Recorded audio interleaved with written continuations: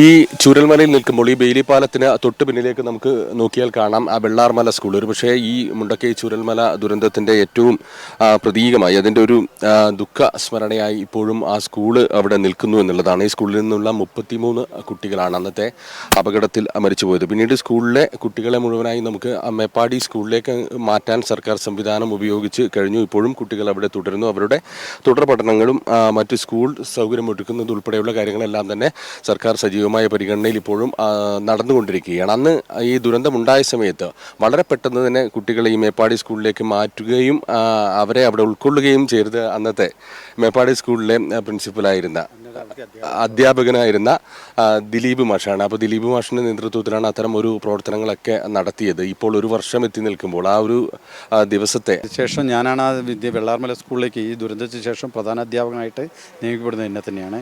പക്ഷെ അതിനുശേഷം വല്ലാത്തൊരു അവസ്ഥയിലായിരുന്നു. കാരണം ആ 33 വിദ്യാർത്ഥികൾ നഷ്ടപ്പെട്ട ഒരു സ്കൂളിലേക്കാണ് ഞാൻ കയറി ചെല്ലുന്നത്. ഒരു വല്ലാത്തൊരു മാനസികാവസ്ഥ, കുട്ടികളുടെ മാനസികാവസ്ഥ അതിനപ്പുറത്തായിട്ട് അധ്യാപകർക്കുണ്ടായിരുന്നു. വല്ലാത്തൊരു ട്രോമയിലായിരുന്നു. എങ്കിൽ പോലും സർക്കാർ സംവിധാനങ്ങൾ ഉണർന്ന് പ്രവർത്തിച്ചതിൻ്റെ ഫലമായിട്ട് കുട്ടികളെ സംബന്ധിച്ച് കൃത്യമായ കൗൺസിലിംഗ് നടത്തിയിരുന്നു. അതുമാത്രമല്ല, നമ്മളെ അത്ഭുതപ്പെടുത്തുന്നൊരു കാര്യം, ഈ വിദ്യാലയം ഞാൻ വരേണ്ടിയിരുന്ന വിദ്യാലയമായിരുന്നു. ഇത് കഴിഞ്ഞ ജൂൺ മാസത്തിൽ ഞാൻ ജോയിൻ ചെയ്യേണ്ട വിദ്യാലയമായിരുന്നു. നിർഭാഗ്യവശാൽ എനിക്ക് ഇവിടെ വരാൻ പറ്റിയില്ല. ആ സമയത്താണ് നമ്മൾ ഈ ദുരന്തങ്ങളെല്ലാം ഉണ്ടെന്ന്. പക്ഷേ ഏറ്റവും അത്ഭുതപ്പെടുത്തിയ കാര്യം, ജൂലൈ 30 ഈ സംഭവം നടന്നതിന് ശേഷം നമ്മൾ ഈ ഒരു സംവിധാനത്തെ മൊത്തത്തിൽ തന്നെ നമുക്ക് മേപ്പാടി സ്കൂളിലേക്ക് താൽക്കാലികമായി മാറ്റാൻ പറ്റും. എന്ന് മാത്രമല്ല, സെപ്റ്റംബർ 2-ാം തീയതി നമുക്ക് വിദ്യാലയം ആരംഭിക്കാൻ നടന്നത്. കാരണം 600ഓളം കുട്ടികളെയും അവിടുത്തെ അധ്യാപകരെയും ഉൾക്കൊണ്ട് നടക്കാൻ അങ്ങനെ നമുക്ക് ചെയ്യാൻ സാധിച്ചിട്ടുണ്ട്. അതൊരു നല്ലൊരു ഇച്ഛാശക്തി അതിൻ്റെ പുറകിലുണ്ട്. അത് കൃത്യ എണ്ണയിട്ട യന്ത്രം പോലെ പ്രവർത്തിച്ചുകൊണ്ടിരുന്ന എല്ലാ സംവിധാനങ്ങളും. ഈ വെള്ളാർമല സ്കൂളിൽ നമുക്ക് 400-ലധികം കുട്ടികളുണ്ടായിരുന്നു അല്ലേ? അവിടെ എത്തുന്ന സമയത്ത് അവിടെ 470 അടുത്ത് കുട്ടികളുണ്ടായിരുന്നു. ആ 470 കുട്ടികളിൽ നിന്നാണ് നമുക്ക് 32 പേരെ 1-ാം ക്ലാസ് മുതൽ 10-ാം ക്ലാസ് വരെ ഉള്ളത്. അതിൽ ഏറ്റവും വലിയ സങ്കടകരം 10-ാം ക്ലാസ് പഠിക്കുന്ന 7 കുട്ടികളാണ് ഒരു ക്ലാസ്സിൽ നിന്ന് തന്നെ നമുക്ക് നഷ്ടമായിട്ടുള്ളത്. അത് വല്ലാത്തൊരു അവസ്ഥയായിരുന്നു. ആ ക്ലാസ്സിൽ കുട്ടികൾ ഇരിക്കുന്നതും കുട്ടികളുടെ ഒരു മാനസികാവസ്ഥ ഉണ്ട്. അവൻ്റെ തൊട്ടടുത്ത് ഇരിക്കുന്ന കുട്ടി വരെയാണ് നഷ്ടപ്പെട്ടത്. അപ്പോൾ അവരെ സംബന്ധിച്ചിടത്തോളം നമ്മളെ മുന്നിൽ ഉണ്ടായിരുന്നൊരു പ്രശ്നം, ഇവരെങ്ങനെയാണ്, ഇവർ പബ്ലിക് എക്സാമിന് നേരിടേണ്ടവരാണ്, അവർക്ക് എങ്ങനെ ചെയ്യാൻ പറ്റും എന്നുള്ളത് ചോദിച്ചപ്പോൾ അതിന് കൃത്യമായ ഉത്തരം അവിടുത്തെ അധ്യാപകർ, പ്രിയപ്പെട്ട അധ്യാപകരാണ്. ആ അധ്യാപകർ തന്നെ നേതൃത്വത്തിൽ. അത് തന്നെയല്ല, അതിജീവനത്തിന് എനിക്ക് തോന്നുന്നു ലോകത്തിന് നൽകാവുന്ന ഏറ്റവും നല്ല മാതൃകയാണ്. കാരണം അതിനുശേഷം തളർന്നു പോകാവുന്ന വിദ്യാലയം അവരുടെ ഉപയോഗപ്പെടുത്താവുന്ന സൗകര്യങ്ങൾ പരമാവധി ഉപയോഗപ്പെടുത്തിക്കൊണ്ട് തന്നെ കഴിഞ്ഞ് നമ്മൾ കണ്ടതാണ്. സംസ്ഥാന കലോത്സവ വേദിയിൽ അവർ നിറഞ്ഞു നിൽക്കുകയാണ്. ആ സ്വാഗത സമയത്ത് തന്നെ സ്വാഗതത്തിൻ്റെ ഭാഗമായിട്ട് നടത്തിയ നൃത്തശില്പം, അതിനുശേഷം അവരവതരിപ്പിച്ച നാടകം, എ ഗ്രേഡോടുകൂടി നാടകത്തെ, അതിനുശേഷം എല്ലാം നടന്നിട്ടുള്ള സ്കോളർഷിപ്പ്, LSS, USS, NMS പരീക്ഷയിലൊക്കെ തിളക്കമാർന്ന, എനിക്ക് തോന്നുന്നു അതിജീവനത്തിന് ഇതിനേക്കാൾ നല്ലൊരു മാതൃകയില്ല. ഒരു ദുരന്തത്തിന്റെ ഒരു ഓർമ്മയല്ല, അതിജീവനത്തിന്റെ ഓർമ്മയാണ് വെള്ളാർമലയിലെ കുട്ടികളും. അതെ, തീർച്ചയായിട്ടും എനിക്ക് തോന്നുന്നു അതിജീവനത്തിന് നമുക്ക് നാളത്തേക്ക് വേണമെങ്കിൽ നടത്താവുന്ന ഏറ്റവും നല്ലൊരു റെഫറൻസ്. പക്ഷേ എല്ലാവരും ചേർത്ത് നിർത്തി, പ്രത്യേകിച്ച് സർക്കാർ ഭാഗം എന്നുള്ള നന്നായിട്ടുള്ള ആ ചേർത്ത് നിർത്തി. ഇല്ലെങ്കിൽ തന്നെ എനിക്ക് തോന്നുന്നത് അതിനൊരു സാധ്യത, എനിക്ക് തോന്നുന്നു ഈ കുട്ടികളെ പല സ്കൂളായിട്ട് ഷിഫ്റ്റ് ചെയ്യുക, ഒന്നുകിൽ സ്കൂൾ മെർജ് ചെയ്യേണ്ട ഒരു സാഹചര്യം മറ്റൊരു സാഹചര്യമായിരുന്നെങ്കിൽ അത് കൃത്യമായിട്ട് പ്ലാൻ ചെയ്തുകൊണ്ട് ആ വിദ്യാലയത്തെ അവിടേക്ക് താൽക്കാലികമായിട്ട് നിർത്തിയിട്ടുണ്ട്. അതിനുശേഷം പല സർക്കാർ ത്രിതല പഞ്ചായത്തിൻ്റെ ഒക്കെ സഹായം ഉണ്ടായിട്ടുണ്ട്. ഏർപ്പെട്ടുകൊണ്ട് തന്നെ നമുക്ക് പരമാവധി സഹായങ്ങൾ ഉണ്ടാക്കി ഇപ്പോൾ നമുക്ക് ഏകദേശം അവിടെ ഒരു 12 ക്ലാസ് റൂമുകൾ ഒരുങ്ങിയിട്ടുണ്ട്. അതൊക്കെ ഡിജിറ്റലൈസ്ഡ് ക്ലാസ് റൂം ആയിട്ടുണ്ട്. എനിക്ക് തോന്നുന്നത് അവിടുത്തെ ഒരു വെള്ളാർമലയുടെ ഒരു സാംസ്കാരിക തനിമ നിലനിർത്തിക്കൊണ്ടുള്ള ഒരു വിദ്യാലയമാണെങ്കിൽ എനിക്ക് തോന്നുന്നു ഈ പ്രദേശത്ത് എവിടേക്കും അതിനുള്ള സർക്കാർ നീക്കങ്ങൾ നടക്കുന്നുണ്ട്. ഞാൻ മനസ്സിലാക്കിയത് ഒരു 3ഓളം പ്രദേശങ്ങൾ അതിനായിട്ട് കണ്ടെത്തി. തീർച്ചയായിട്ടും വെള്ളാർമലയുടെ സാംസ്കാരിക തനിമ നിലനിർത്തുന്ന ആ ഒരു വിദ്യാലയം നമ്മുടെ സർക്കാർ അതിന് മുൻകൈയെടുത്ത് നടപ്പിലാക്കും എന്ന് തന്നെയാണ്. അതിനുവേണ്ടി വിദ്യാഭ്യാസ മന്ത്രിയാലും മുഖ്യമന്ത്രിയാലും നമുക്ക് അതിനുവേണ്ടി മുന്നിട്ടിറങ്ങുന്നുണ്ട് എന്നുള്ളത് ചാരിതാർത്ഥ്യജനകമായ കാര്യമാണ്. പക്ഷേ നേരത്തെ പറഞ്ഞതിലൊരു കാര്യം, സ്വാഭാവികമായും ഒരു സ്കൂളിൽ ഉണ്ടാകുന്ന അടിസ്ഥാന സൗകര്യങ്ങൾ എന്ന് പറയുന്നത് ആ സ്കൂളിലെ കുട്ടികളെ ഉൾക്കൊള്ളാനുള്ള സൗകര്യങ്ങളാണ് ഉണ്ടാവുക. അപ്പോൾ സ്വാഭാവികമായും പെട്ടെന്ന് ഈ വെള്ളാർമലയിലെ സ്കൂളുകളിലെ കുട്ടികളെ മൊത്തം മേപ്പാടിയിലേക്ക് മാറ്റുമ്പോൾ എങ്ങനെയാണ് ഒരു പ്ലാനിങ് എങ്ങനെയായിരുന്നു? ഇപ്പോഴും എല്ലാവരും അത്ഭുതപ്പെടുത്തുന്ന ഒരു കാര്യമാണ് അതിന്. ഞാൻ 18 വർഷം നിന്ന ഒരു സ്കൂളായിരുന്നു മേപ്പാടി സ്കൂൾ. അവിടുത്തെ എല്ലാ സാഹചര്യങ്ങളെക്കുറിച്ചും കൃത്യമായിട്ട് എനിക്കൊരു നല്ല ധാരണ ഉണ്ടായിരുന്നു.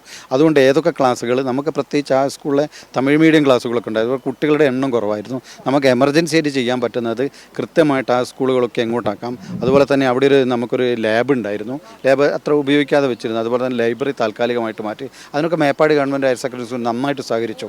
നഷ്ടപ്പെട്ടു എന്നുണ്ട് തൊട്ടടുത്ത ദിവസം തന്നെ ചേർത്ത് നിർത്താൻ സാധിച്ചു.